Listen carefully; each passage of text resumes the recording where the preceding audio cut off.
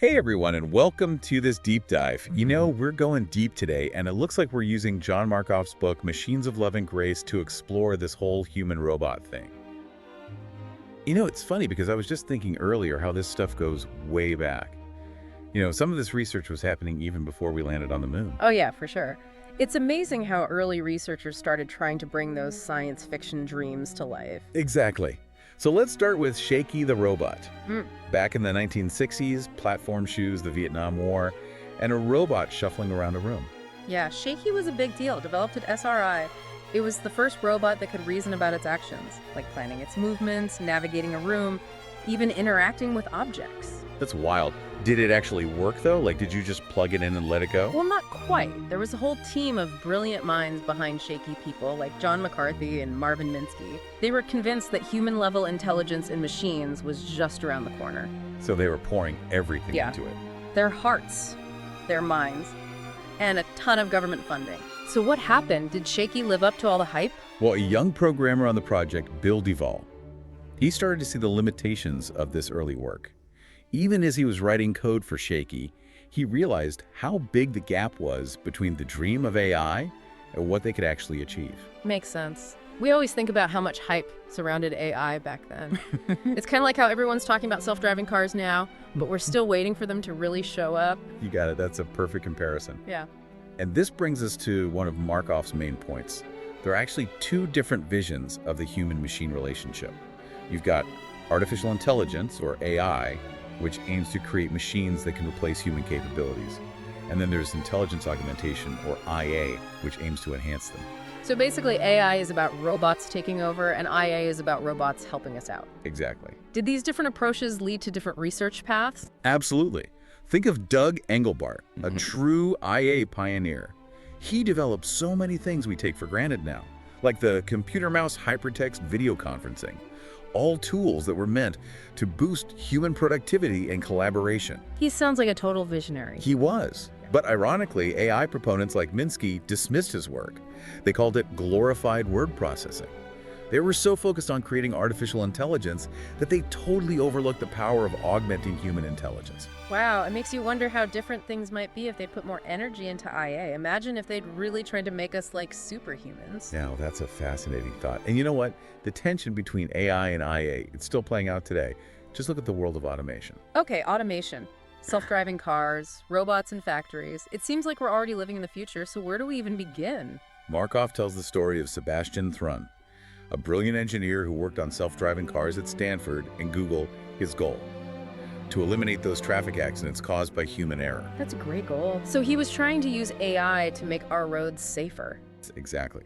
His team at Stanford created Stanley, a self-driving car that actually won the DARPA Grand Challenge back in 2005. It navigated a 132-mile desert course completely on its own. This proved that self-driving cars could actually work. Then at Google, he led their self-driving car project. Oh yeah, I remember when that was everywhere in the news. It really felt like a transportation revolution was about to happen. It did. But the path to a world with fully autonomous vehicles is much more complex than we initially thought.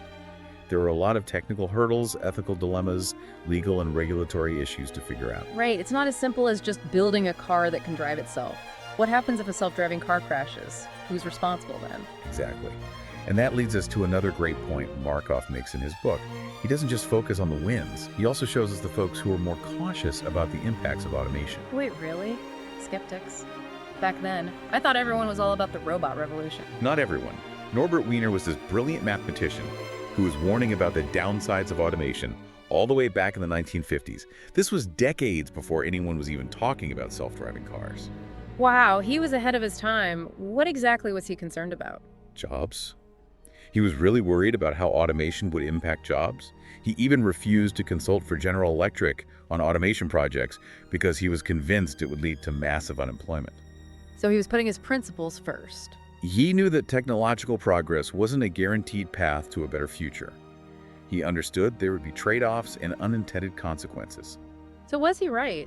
Are we on the edge of a jobless future because of automation? It seems like robots can already do so many things, from flipping burgers to performing surgery. It's a question that a lot of economists and policymakers are debating. Some think automation will lead to massive unemployment, Others say new jobs will pop up to replace the ones that are lost. I guess we'll have to wait and see. But it's definitely something we should be thinking about as technology keeps advancing so quickly. Absolutely. And speaking of those rapid advancements, let's talk about deep learning. It's led to some amazing breakthroughs in AI recently. This is where things get really interesting. Deep learning. Okay, color me intrigued. Break it down for me. What is deep learning and why is it such a big deal? Well, deep learning is this powerful new AI approach. It's inspired by how the human brain works. It involves training these artificial neural networks on tons and tons of data, which lets them learn and make predictions. Neural networks? That sounds pretty complicated. It is complex, but the basic idea is to simulate how the neurons in our brains connect and talk to each other. Imagine a web of connected nodes. Each node processes information and passes it on to the next node. By tweaking the strength of those connections, the network learns to recognize patterns and make predictions. So basically you're teaching a computer to think like a human brain. Kind of. One of the early examples of this was Terry Sajamski's NetTalk project back in the 1980s. He used neural networks to teach a computer how to speak. The results were pretty amazing. A talking computer back in the 80s. That must have blown people's minds. Well, it was a big deal. It showed the potential of neural networks. At first, the computer just made gibberish. But as it was fed more and more speech data, it started to sound more and more human. This was a huge moment for AI. It showed the power of this new approach. It's incredible how far we've come, from shaky shuffling around to computers that can learn to speak. It's true. And with the rise of deep learning, thanks to people like Geoffrey Hinton and Yann LeCun, we're seeing AI that can do so much more.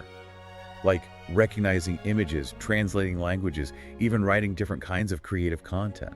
It's like science fiction is becoming reality. It really is. It's a remarkable time to be alive and see all these advancements.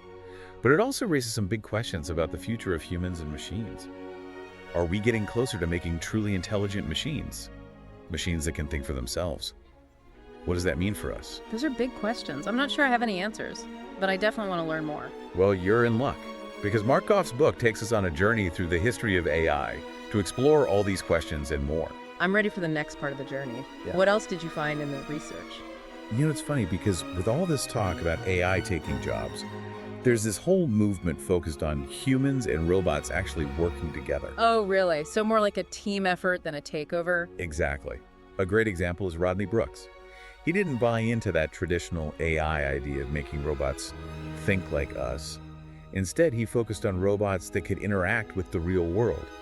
Work alongside humans. So instead of building robots that try to outsmart us, he was building robots that could actually lend a hand. Exactly. Brooks' work at MIT led to robots like Baxter.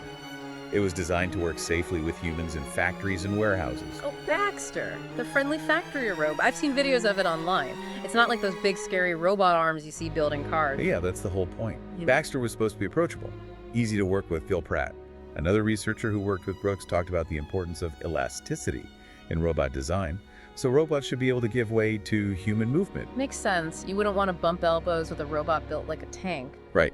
Safety is super important when humans and robots are working together. Yeah. And you can see that in Baxter's design. Okay, so Baxter is out there on the factory floor helping people get work done. What about AI that's helping us in our daily lives, like Siri? Siri is a perfect example of intelligence augmentation in action. It combines decades of research on speech recognition, natural language processing, even human-computer interaction. And it's a tool that millions of people use every single day. I use Siri all the time. Setting reminders, getting directions, even settling arguments with my friends. It's like having a personal assistant in my pocket. Exactly. The creators of Siri, Tom Gruber, Adam Scher, and Dag Kitloss, they got that for AI to be successful. It had to be human-centered. It had to feel natural, intuitive, even fun to use. It's like they weren't just trying to create another super smart machine. They wanted to build something that fit into our lives and made things easier. Precisely. They understood IA, not replacing humans, but making us better. It's interesting. We've been talking about self-driving cars and robots in factories, but Siri shows that AI is already changing things on a personal level. Oh, absolutely. And it makes you think about how we design AI.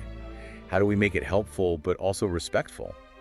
As AI becomes a bigger part of our lives, we need to be careful about the values we build into these systems. You know, that reminds me of something we talked about earlier. That Philips electric razor factory in the Netherlands, the one that's almost entirely run by robots. Oh yeah, Markoff calls it like the perfect lights-out factory, Robots working 24/7 with barely any humans around. That's wild, so efficient. But it makes you think about jobs. What happens when robots can do that kind of work? What other jobs are they going to take over? It's a question that's been around for ages. Ever since those first industrial robots showed up in factories. Yeah. Will automation lead to a world without jobs? Or will it just change what work looks like and create new opportunities we can't even imagine yet?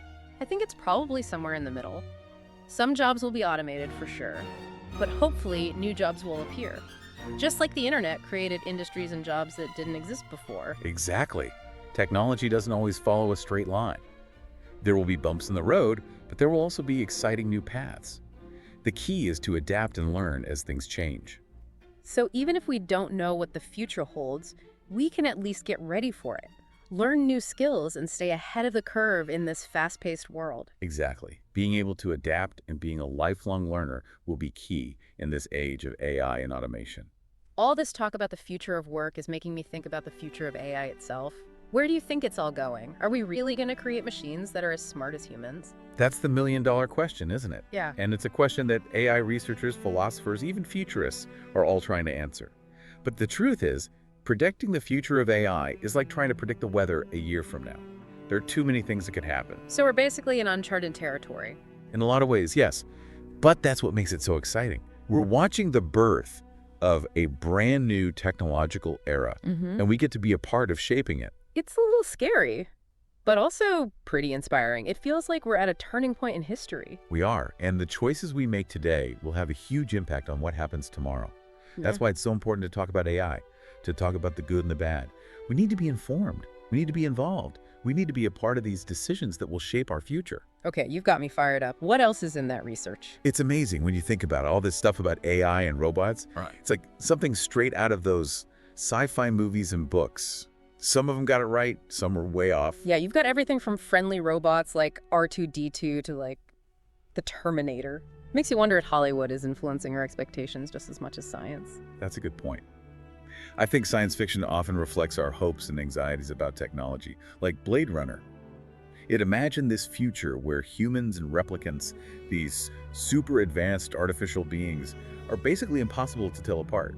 And let's just say they weren't exactly best friends. That movie really gets you thinking about what it means to be human. What happens if we actually make machines that blur the lines? It's kind of creepy to think about. Definitely. And then there's Lost in Space with that robot always warning Will Robinson about danger. Danger, Will Robinson. It's like a classic line. Yeah, that robot was both cool and a little unsettling, like it had its own agenda. Exactly.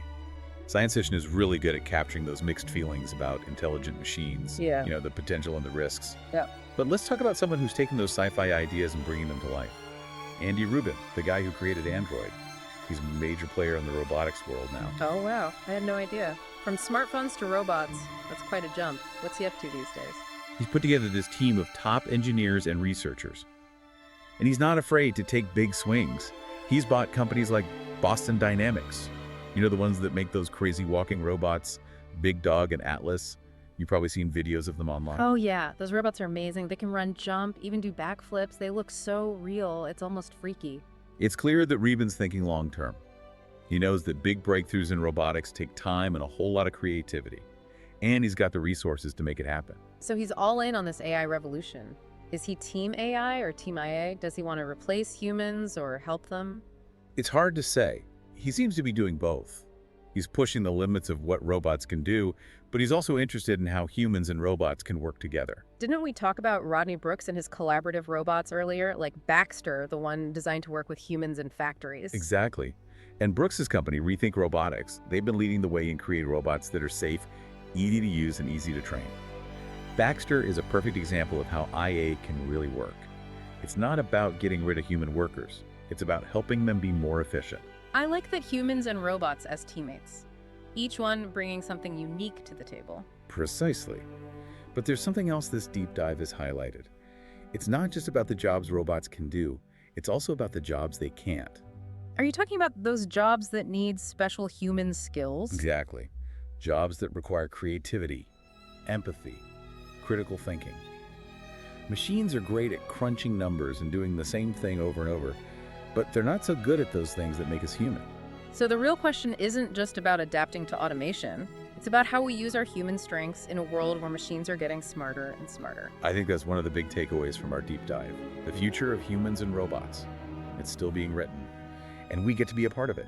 We get to decide what role we want robots to play and how we can use AI for good without losing what makes us human. It's exciting, but also kind of scary to know we have a say in all of this. It's not just happening to us. We have choices to make. Absolutely. One last thought as you continue to explore this whole AI thing. Remember, knowledge is power. The more we understand about AI and robots, the better prepared we'll be for whatever comes next, and the better decisions we can make for everyone. That's great advice. Thanks for joining me on this deep dive. Until next time.